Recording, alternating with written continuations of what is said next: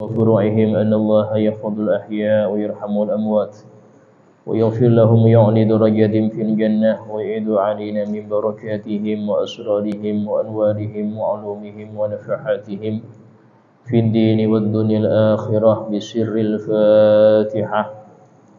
بسم الله الرحمن الرحيم. الحمد لله رب العالمين الرحمن الرحيم مالك يوم الدين إياك نعبد وإياك نستعين اهدنا الصراط المستقيم صراط الذين أنعمت عليهم غير المغضوب عليهم ولا الضالين آمين. السلام عليكم ورحمة الله وبركاته. بسم الله الرحمن الرحيم الحمد لله رب العالمين وبه نستعين على أمور الدنيا والدين. أشهد أن لا إله إلا الله وحده لا شريك له وأشهد أن سيدنا محمدا عبده ورسوله لا نبي بعده. اللهم صل وسلم وبارك وكرم وعظم ومجد على حبيبنا وشفيئنا وقرة أعيننا محمد وعلى آله وصحبه أجمعين. سبحانك لا علم لنا إلا ما علمتنا إنك أنت العليم الحكيم. رب اشرح لي صدري ويسر لي أمري واحلل عقدة من لساني يفقهوا قولي بجاه النبي وآله. قال الله تعالى وقل ربي زدني علما. وقال رسول الله صلى الله عليه وسلم طلب العلم فريضة على كل مسلم. يفترض على المسلم طلب علم ما يقوله في حاله في أي حال كان. Diwajibkan atas setiap muslim untuk mencari tahu ilmu akan pekerjaan yang sedang dia kerjakan, ibadah yang sedang dia lakukan, itu wajib dia tahu. Gak boleh orang itu wudu kecuali dia harus belajar wudu.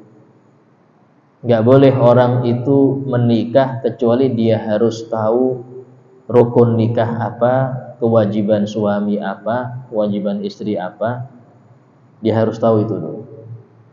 Tidak boleh seseorang itu sholat kecuali dia harus belajar sholat dulu. Karena itulah mengapa dalam suatu hadis Nabi bersabda, muru auladakum bis shalah wa hum abna'u sab'in. Perintahkan anak-anakmu sholat ketika mereka umur 7 tahun. 7 tahun itu belum wajib sholat, tapi orang tua wajib nyuruh. Para ulama menjelaskan arti menyuruh di sini bukan cuma nyuruh tapi ngajari. Nyuruh sholat tapi nggak pernah jelaskan cara sholat kayak apa, nggak mungkin. Anda nyuruh anak tolong matikan keran, tapi dia nggak pernah diajari cara matikan keran kayak apa, itu kan sia-sia ngarannya. Anda nyuruh orang untuk nyangkul tapi tidak pernah ngajari dia cara mencangkul, percuma. Karena itulah arti daripada memerintahkan anak di situ ngajari. Dan mengajari sholat bukan hanya sholat, tapi mengajari segala hal yang berkaitan dengan sholat, seperti bersuci dari hadas, wudu, bersuci dari najis, ya. Kasih tahu, oh ini kalau buang air kecil kayak gini istinjanya, kena najis ini nggak boleh dipakai sholat, ini najis. Darah itu najis, nggak boleh dipakai sholat kalau bajunya terkena darah, harus dicuci. Jelaskan, karena nggak sah sholat kalau masih ada najis. Sehingga banyak anak-anak muda sekarang sholat, tapi pas dia buang air kecil di samping jalan, nggak istinja, buang air kecil berdiri samping jalan tuh, pakai celana. Nanti nyampe musola, untuk dia sholat. Dari mana istinjanya? Apakah sah kayak gini? Batal terus. Dia anggap selesai sholat, padahal dia nggak sholat. Dia anggap dirinya sudah sholat, padahal dia nggak sholat. Kenapa? Dia nggak bisa membersihkan istinja. Di sini banyak kita perhatikan. Bahkan sering saya lihat di masjid besar ya. Itu anak-anak muda pakai levis sama baju pendek, Ketika dia rukuk kelihatan pinggang itu dari belakang. Pinggang itu sejajar dengan pusar, wajib ditutup. Kebuka nggak sah sholat. Pas dia sujud kadang-kadang kesingkap itu pinggangnya karena levisnya ke bawah, terlalu rapat. Levis dia ke bawah sehingga kelihatan ini nggak sah.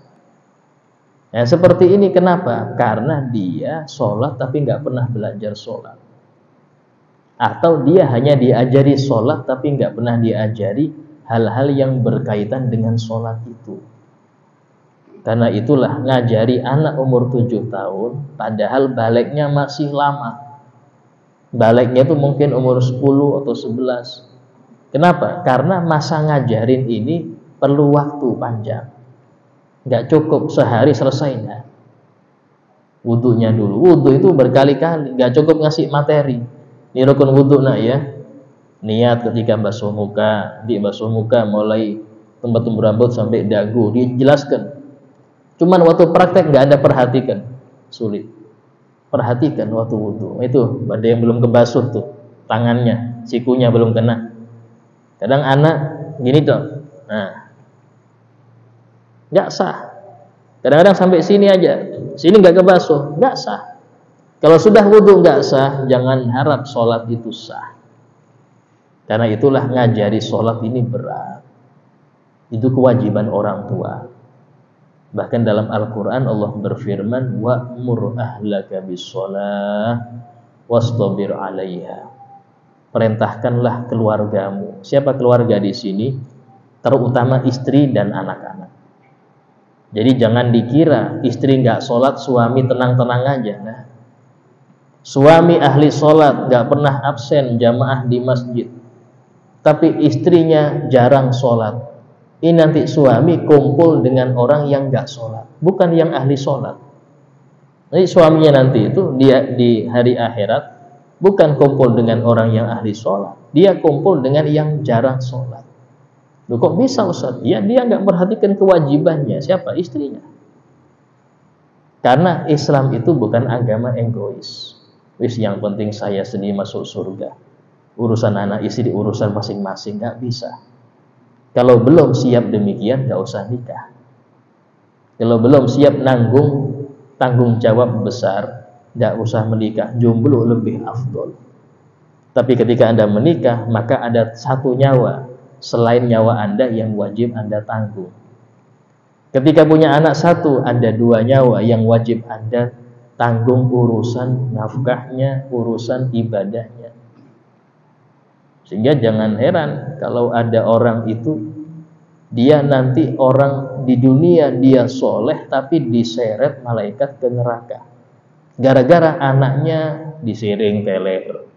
Satunya pacaran di sana. Dia di masjid aja berzikir, astagfirullah, astagfirullah, gak cukup. Gak cukup.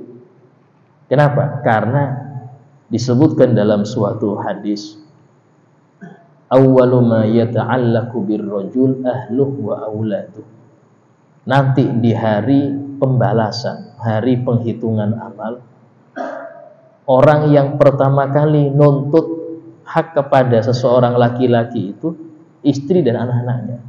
Bukan musuhnya, bukan temannya. Pertama kali istri dan anaknya. Jadi kita anggap mereka di dunia Masya Allah sama kita. Tapi beda nanti. Kalau di akhirat beda Pak. Lain cerita nanti. Yang mereka di dunia itu hormat sama Anda, yang penting duit ngalir. Tapi di akhirat beda. Bisa jadi mereka jadi musuh Anda nanti. Anak istri yang Anda jaga-jaga itu, yang Anda cukupin kebutuhannya, tapi kalau nggak dicukupin agamanya, jadi musuh berat kita di akhirat. Sehingga dalam Al-Quran Allah Ta'ala berfirman, al-akhillau yawma idin ba'duhum li ba'din adu illal muttaqin. Para orang-orang yang akrab, yang bersahabat, apalagi keluarga, nanti di akhirat mereka ini saling bermusuhan. Saling bermusuhan. Kecuali yang bertakwa. Ayah bertakwa, otomatis dia akan menjaga anaknya jangan sampai nggak sholat. Jangan sampai buka aurat keluar, karena ayah bertakwa, anak bertakwa juga. Maka kalau yang bertakwa aman, akur di dunia, akur di akhirat. Kalau yang bertakwa. Kalau ada yang nggak bertakwa, sulit. Suami bertakwa, istri enggak, nanti bermusuhan di akhirat. Nabi Nuh bagaimana solehnya, istrinya ndak ikut, tetap istrinya ndak akan masuk surga. Kenapa? Kan'an putranya ndak ikut ayahnya, nggak akan masuk surga. Walaupun ayahnya nabi, ayahnya seorang nabi. Kenapa? Karena nggak soleh, nggak bertakwa. Jadi di sini kewajiban seorang kepala keluarga bukan cuma urusan diri pribadi, tapi adalah urusan orang-orang yang wajib dia tanggung nafkah batinnya. Dari sinilah arti nafkah itu, ada nafkah dohir, ada nafkah batin. Nafkah dohir itu memberi mereka makan yang halal, pakaian, kalau sakit kasih obat, alat kesehatan, alat kebersihan, sandang, pangan, papan dipenuhi, itu nafkah dohir. Ada nafkah batin. Sebagian orang mengartikan nafkah batin tengah malam itu, enggak Pak. Nafkah batin itu ngasih mereka batinnya, ini batinnya. Apa itu? Ngasih mereka ilmu agama cukup, memperbaiki akhlak mereka, itu nafkah batin. Begitu. Sebagian orang salah mengartikan nafkah batin. Nafkah batin itu nafkah untuk rohani.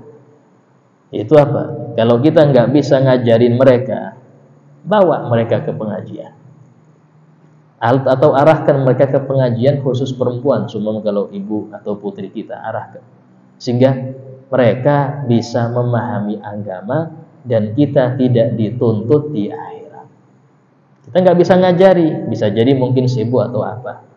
Nah, walaupun kita ahli majelis, tapi nggak bisa ngajarin, bawa ke majelis khusus perempuan, yang sekiranya mereka tuh mendapatkan hak mereka sebagai seorang muslimah. Apa itu? Ilmu agama yang kita sebagai suami harusnya ngasih itu, tapi ini nggak mampu, ya sudah, kasih taruh di mana, di majelis-majelis ilmu.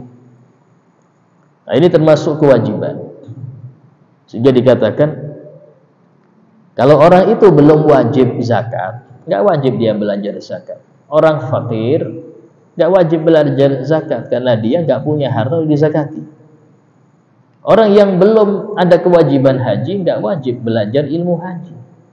Tapi nanti kalau sudah mau berangkat, nah baru dia belajar manasik haji, wajib. Seseorang yang belum masuk di bulan Ramadan, belum masuk Sya'ban, nggak wajib dia belajar puasa. Tapi kalau dia sudah di Sya'ban, ya sebulan akan datang Ramadan, wajib dia belajar puasa. Itu semua adalah ilmu wajib. Seorang pedagang wajib belajar ilmu perdagangan. Ya. Seseorang yang dia bekerja sebagai contoh jasa, dia jasa, ya sewa menyewa, dia harus belajar ilmu sewa menyewa dalam hal ini. Dan ini semua sudah diatur dalam Al-Quran dan hadis, yang mana para ulama menggali hukum-hukum itu jadilah ilmu fikih. Jadi fikih itu ilmu hukum, dan ilmu hukum, dan hidup kita itu tidak pernah lepas dari hukum tersebut. Sehingga Imam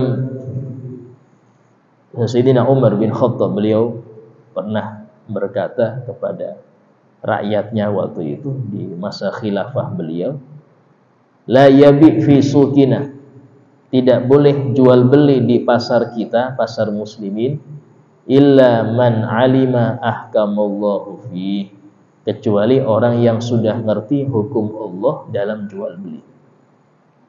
Contoh wajibnya menjelaskan aib dalam perdagangan, wajib. Sebagian orang ini mumpung nggak ngerti saya tipu, saking maraknya demikian. Kalau ada orang beli second, saya jual mobil second, ini yang beli itu pasti kadang-kadang bawa ahli, nyari orang bengkel untuk ngecek, karena yang jual nggak menjelaskan. Saking seringnya penjual nggak menjelaskan aib barangnya, sampai-sampai orang mau beli mobil dia bawa tukang bengkel untuk ngecek. Kenapa? Karena yang beli nggak paham mesin. Yang penjual jangan sampai tahu, kalau tahu turun harga. Padahal kewajiban dia menjelaskan aibnya. Banyak sekarang tidak menjelaskan aib itu. Dan itu kewajiban. Ya.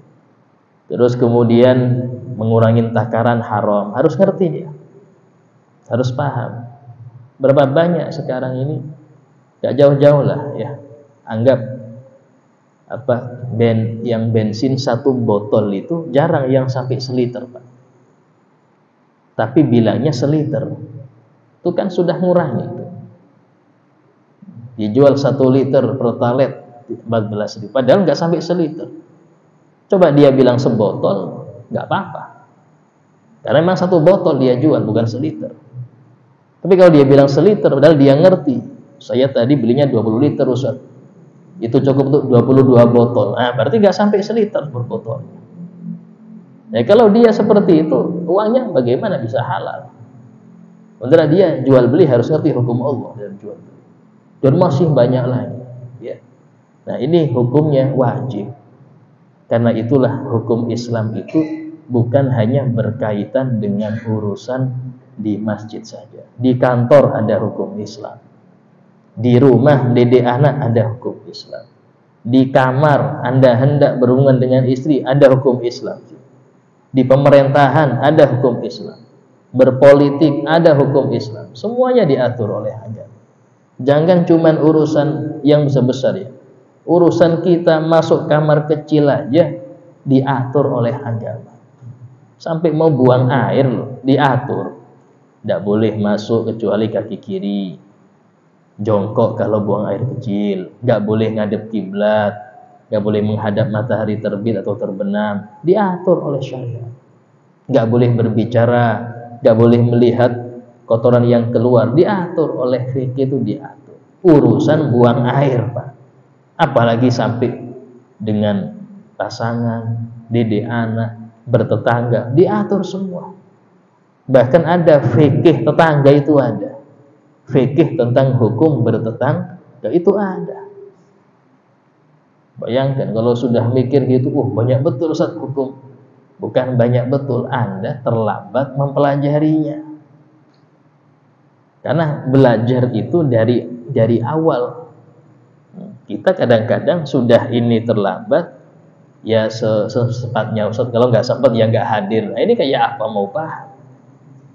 Ini sehingga dalam hal ini penting untuk kita ketahui bahwasanya kita banyak teledor dalam hukum Allah. Kita banyak teledornya. Sehingga selamat dari neraka sudah alhamdulillah. Gak usah mengharap surga, selamat aja dulu sudah. Sebab kalau lihat bagaimana kita ini membalas atau beribadah kepada Allah, ini banyak cacatnya kita. Ya, banyak kurangnya. Kemudian dikatakan di sini, kalau dia sudah di umur wajib sholat, maka wajib dia mempelajari ilmu-ilmu yang berkaitan dengan sholat. Ya, masalahnya ilmu sholat ini banyak, jadi nggak cukup Anda balik baru belajar, nggak cukup. Harus sebelum balik.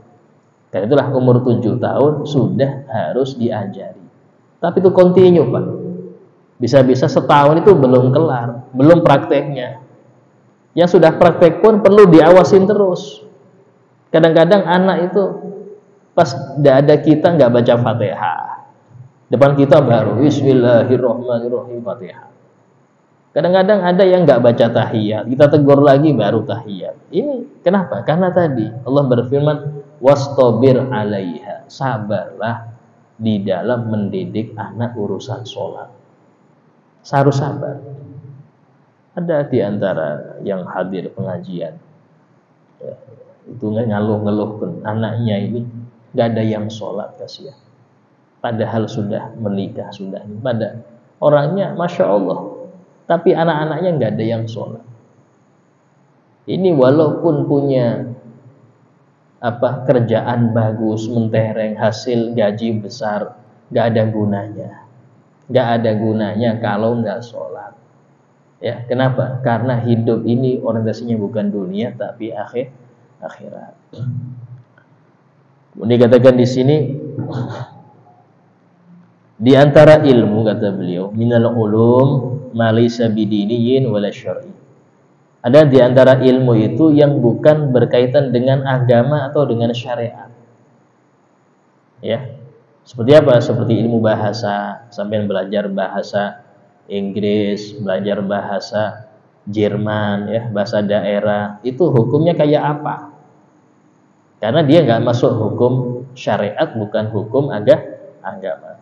Atau ilmu matematika, atau ilmu kedokteran, ya. Nah, maka dalam hal ini boleh, ya, seseorang itu mengajarkan ilmu tersebut atau mempelajarinya dengan tujuan duniawi yang dibolehkan. Tidak apa-apa, saya belajar matematika Ustadz. Kenapa? Karena ini. Karena nanti kalau kerja ke sini gajinya besar. Silahkan. Oh, saya mau masuk ke kedokteran. Ya, karena kedokteran itu ya cuman konsultasi aja sudah bayar, apalagi periksanya, sumpama. Maka di sini silahkan. Tujuannya memang ini, tujuannya untuk dunia, silahkan. Tapi kalau urusan belajar agama, gak boleh dengan tujuan dunia. Hati-hati. Kalau seseorang itu belajar agama, maka niatnya harus niat akhirat. Dari sinilah ulama melarang, mengharamkan seseorang itu ngajarin bertarif. Kalau belajar sama saya sekian ya per jam ya, nggak boleh, haram hukum, nggak boleh. Dosa itu di madrasah biasanya ditulis bulanan sekian, Ustaz. Seumpama bulanan sekian, itu bukan cuman ngajarnya, di situ ada bayar listriknya juga dipakai, di situ nyewa tempat juga, ya, kadang-kadang air PDAM juga dipakai, kadang-kadang ini, kadang-kadang itu, banyak. Nah, kalau seumpama terserah bayar, ada yang nggak bayar bahkan, karena orang sekarang kurang menghormati ulama, kurang menghormati ilmu. Ya, pas seumpama ada orang ngajar ngaji Quran, dikasih seumpama berapa Ustaz? 500. Wah, cinta dunia ini Ustaznya ini. Ini repot orang zaman sekarang. Tapi untuk anak dia belajar komputer 2 juta dia bayar, 2 juta dia mau. Untuk belajar ngaji 200. Wah, kemahalan Ustaznya ini. Cinta dunia betul Ustaznya. Kalau urusan ngaji Quran malah dia suudon pada guru. Tapi urusan belajar umum, mau berapapun bismillah. Yang penting anak saya bisa. Ini kan kebalik arahnya. Sehingga dilema, Ustaz sekarang dilema.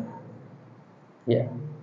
Ustadznya fakir, nanti dia bilang, "Nah, jangan jadi ustadz ya. Tuh fakir terus ustadznya. Gak usah belajar agama, gak jadi fakir nanti." Pas ustadznya kaya, waduh, ustadznya ini cinta dunia nih, gak cocok jadi ahli agama. Serba salah, Pak. Zaman sekarang ini serba salah. Tapi gitu, gak usah ngurus omongan orang, repot. Ini penting dalam hal ini. Kalau yang dituntut ilmu agama, Anda harus tahu bahwasanya ini nggak bisa untuk dicari urusan dunia. Nggak boleh dengan ilmu agama mencari dunia. Karena itulah, apa kerjanya? Saya kerjanya ngajar, dakwah, nggak ada. Ngajar itu pengabdian, mengabdi. Namanya mengabdi itu terserah. Dikasih tetap, nggak dikasih tetap. Dikasih tetap ngajar, nggak dikasih tetap ngajar. Nggak ada istilahnya itu. Oh, karena nggak dikasih libur sudah, atau berkurang libur, nggak ada. Kalau memang yang nyari akhirat, ya. Nah, dan dia harus ada pemasukan dari hal yang lain, harus punya, sehingga dia tidak mengharap daripada ngajarnya tersebut. Itu kalau belajar agama, yang dia cari pahala sisi Allah. Adapun dunia itu seperti rumput, Pak. Anda kalau nanam padi, ya rumput itu kadang-kadang ikut muncul. Tapi kalau Anda nanam rumput, jangan harap padi muncul. Jangan harap padi muncul. Artinya, seseorang yang nanam untuk akhirat, kadang-kadang dunia itu ikut. Kesininya seperti itu. Yang penting tujuan di awal nyari akhirat, dunia ikut, itu terserah. Tapi kalau nyari dunia sulit untuk akhirat ngikut. Ya. Kemudian dikatakan di sini, walau qasadal alim biha wal muta'allim laha amruddin, kalau seseorang yang mengetahui tentang ilmu-ilmu umum itu bermaksud dengan mempelajari ilmu umum itu untuk urusan dunia di agama. Kenapa Anda belajar matematika? Oh, kayak saya pengen bisa cara ngitung zakat kayak apa. Saya bisa ngitung falak kapan Idul Fitri dengan ilmu hisab pakai falak. Saya pengen pinter itu. Saya bisa tahu kapan duhur tanggal sekian, ada hitungannya, itu matematika Pak. Pakai rumus matematika itu. Maka dia belajar matematika berpahala. Kenapa? Karena tujuannya akhirat. Sama belajar kedokteran dengan apa? Untuk ngobatin orang-orang muslim. Kalau yang nggak mampu ya saya kurangi. Tapi kalau tujuannya untuk meraup banyak-banyak, nggak dapat pahala dia belajar. Sehingga harus ada niat agamanya, baru dia ada pahala di situ. Kenapa? Karena yang dimaksud dengan khairunas anfa'um linnas, sebaik-baik manusia itu yang paling banyak memberi manfaat kepada orang lain, itu tidak hanya urusan agama. Sampai ahli apa? Oh, saya ahli bidang bidang perkayuan sumpah. Pas ada masjid butuh ini, maka dia membantu situ. Tidak apa-apa dia ngambil untung, tapi harga di bawah rata-rata. Pahala, manfaat. Dia ahli ini, semua keahlian kita selama itu manfaat untuk orang lain, bukan ngambil untung ya, yang sebanyak-banyaknya enggak, manfaat.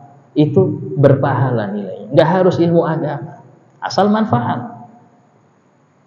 Tapi kalau nggak manfaat, walaupun ilmu agama, itu jadi bumerang untuk dia di akhirat. Karena Nabi SAW pernah bersabda dalam doanya, Allahumma inni a'udzubika min ilmin la yanfa. Ya Allah, aku berlindung kepadamu dari ilmu yang nggak bermanfaat. Ilmu agama tapi bikin orang yang punya ilmu itu terjerumus ke dalam neraka. Gara-gara ngerti hukum malah yang haram dianggap makruh. Tambah berani dia melanggar aturan Allah. Nah, ini seperti ini ilmu gak manfaat. Na'udzubillahi min dzalik. Kenapa demikian? Karena tujuannya di awal bukan cari ridho Allah. Sehingga disebutkan oleh Nabi SAW, man talabal ilma liyumariya bihil ulama. Barang siapa yang dia mencari ilmu dengan tujuan nanti mau nyaingin guru-guru di kampungnya. Saya mau mondok nih, nanti saya bikin majelis besar, kalah tuh guru-guru yang lain. Niatnya itu mau nyaingin ulama, dibuat persaingan. Allah. Au liyujari bihis sufaha, atau untuk membodohi orang yang bodoh. Ya, saat ini wajib zakat, wajib semua zakat ini sampai biar dia dapat terus. Sesuatu yang nggak wajib zakat dia bilang wajib. Ini membodohi orang yang nggak ngerti. Sudah nggak ngerti dibodohin lagi. Dia mencari ilmu biar dianggap ustadz untuk membodohi orang-orang yang nggak ngerti tadi. Au liyasrifa wujuhan nas ilaih. Atau tujuan ketiga agar orang-orang, semua mata orang-orang tertuju padanya. Jadi biar dia ini diviral, biar dia ini terkenal dengan ilmu agama tadi. Apa kata Nabi? Adkhalahullahu nar. Orang yang mencari ilmu agama niatnya satu dari tiga ini, apalagi tiga-tiganya, masuk neraka. Jadi sudah belajar agama bukan masuk surga, masuk neraka. Apa penyebabnya? Niatnya. Sama-sama belajar menghafal hadis, menghafal Quran sama. Tapi niat ini yang bikin dia masuk neraka. Sehingga hati-hati dalam hal ini, ya. Niat itu penting. Ya, niat itulah yang menjadikan amal itu baik atau buruk, itu niatnya. Kemudian dikatakan di sini waruya an Anas bin Malik radhiyallahu an. Diriwayatkan dari sahabat Anas bin Malik radhiyallahu an, anna Rasulullah SAW qol, bahwasanya Rasulullah SAW pernah bersabda, jalisul ulama, seringlah kalian itu duduk-duduk dengan ulama. Duduk dengan ulama ini bukan di angkringan situ, di warung kopi, tapi duduk di majelis. Nanti ustadznya di warung kopi mampir ke situ juga, bahas poli, bahas ini. Itu bukan duduk dengan ulama. Duduk dengan ulama maksudnya itu duduk di majelis. Perbanyak duduk dengan mereka di majelis mereka, bukan ngajak nongkrong mereka, bukan. Ya. Jalisul ulama, seringlah kalian duduk dengan ulama. Wazahimuhum birukabikum, dan dempetlah dengan mereka. Dempet di sini ini, ya, yang jarang kita dapat di daerah kita Grogol tercinta. Ya, yaitu apa? Soft itu rapat, Pak. Ini kan renggang. Ada yang di timur, di barat, di selatan. Harusnya majelis itu keliling. Kalau di Bangil, saya perhatikan, ya, saya itu majelis-majelis itu rapat. Jadi sampai di depan gini, bahkan malaikat Jibril itu ngasih contoh. Malaikat Jibril itu ketika datang kepada Nabi SAW menyerupai seorang pemuda, itu datang langsung duduk di depan Nabi dengan menempelkan lututnya dengan lutut Nabi. Itu kata ulama, ini adab orang belajar, nggak jauh tapi mendekat. Untung aja ada mic. Kalau zaman dulu nggak ada mic, kayak apa saja mau teriak-teriak. Ini gara-gara ada mic, ada di pojok sana, pojok sana. Itu, ya. Ya kayak sama, hampir di semua masjid rata-rata yang saya pengajian itu ujung-ujung. Kadang ada yang selonjoran sambil kipas-kipas saat tidurnya. Ya. Allah, ya istilahnya daripada nggak hadir, kita pelan-pelan, itu yang penting hadir. Macam-macam. Cuman tadi ini adab, ya, saya bilang. Memang kita dalam mencari ilmu itu step by step. Kita pengen naik terus. Ya, naik terus di sini, naik tingkat. Jangan berhenti di satu tingkat aja, harus naik terus. Jadi duduklah dengan para ulama dan mendekatlah dengan mereka. Fa innallaha yuhyil qulub, karena sesungguhnya Allah itu akan menghidupkan hati-hati yang mati dengan cahaya hikmah, sebagaimana Allah menghidupkan bumi dengan turunnya air hujan. Artinya ulama itu seperti air gelas susu yang penuh. Ketika dia dapat madad dari Allah, tumpah isinya, yang paling dapat banyak yang dekat. Yang paling dapat banyak yang dekat. Yang jauh yang enggak dapat. Karena siapa yang dekat itu yang dapat duluan.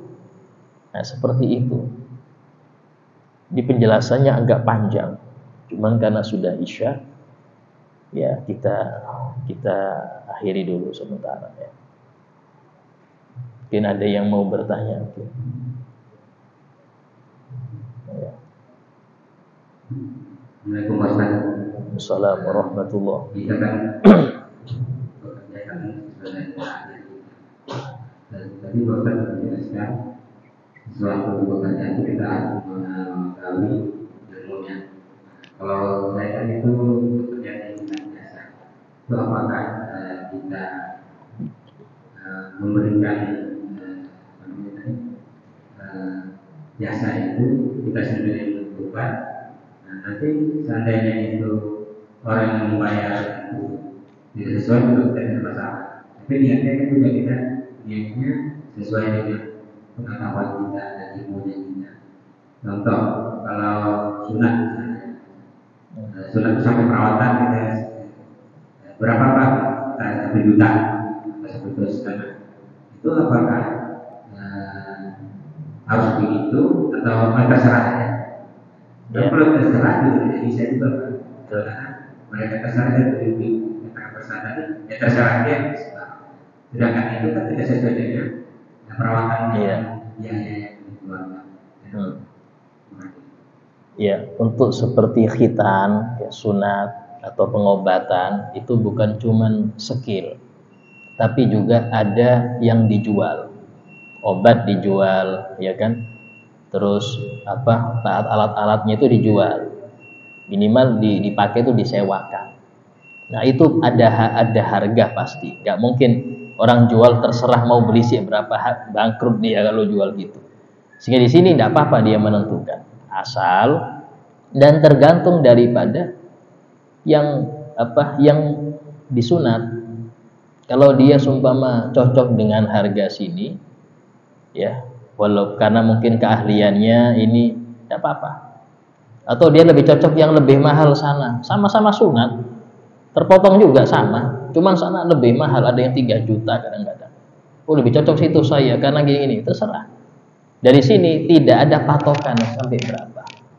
Karena untuk masalah jasa di sini bukan murni jasa, tapi skill. Ya. Beda kalau saya kerja di sebuah perusahaan yang sudah kontrak di situ, kerja Anda selama sebulan itu per minggunya 5 hari, libur Sabtu Ahad. Ya, sebulan itu berarti 30 dikurangin 8, ya kan? 22 lah, 22 hari. Itu mulai jam 8 sampai jam 4. Untuk sholat dan makan siang 1 jam, ya kan? Gaji sampai sebulan sekian. Itu harus sesuai dengan kontraknya tadi. Kalau dia datang tanda tangan terus pulang, terus dapat gaji utuh, ada haram yang dia konsumsi. Kenapa? Karena dia digaji sesuai dengan kerjanya. Kerjanya harian, kayak anggap tukang itu harian. Kalau yang borongan aman aja.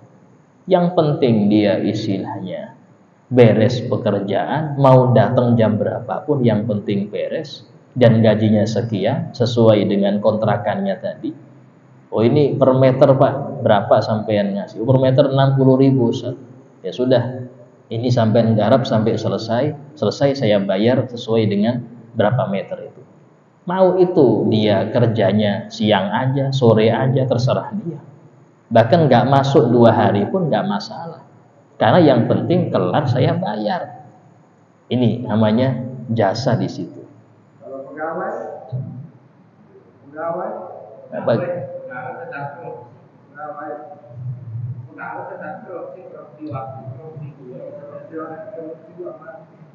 Nah, tergantung. Kalau pegawai itu ada yang model harian, ada juga yang model borongan.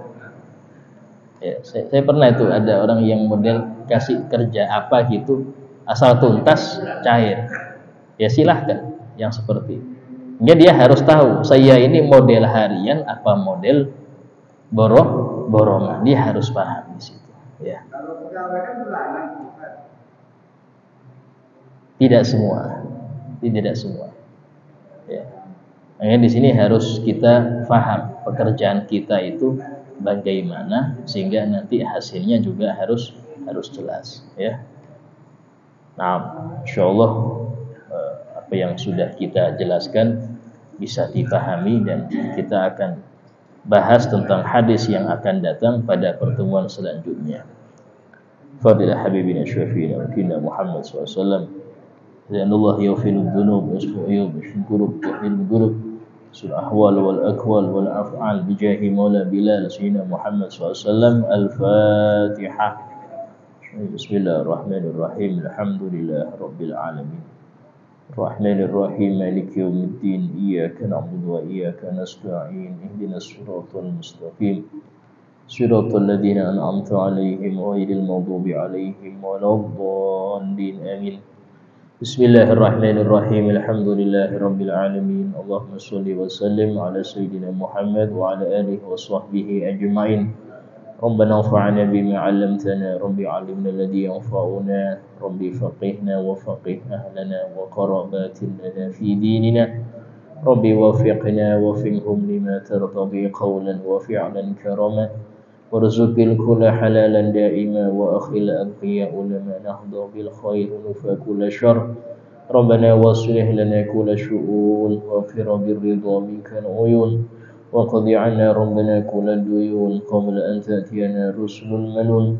Rabbana atina fid dunya hasanah wa fil akhirati hasanah wa qina 'adzaban nar. Wa sallallahu ala sayyidina Muhammadin wa ala alihi wa sahbihi wa sallam walhamdulillahi rabbil alamin. Assalamualaikum warahmatullahi wabarakatuh.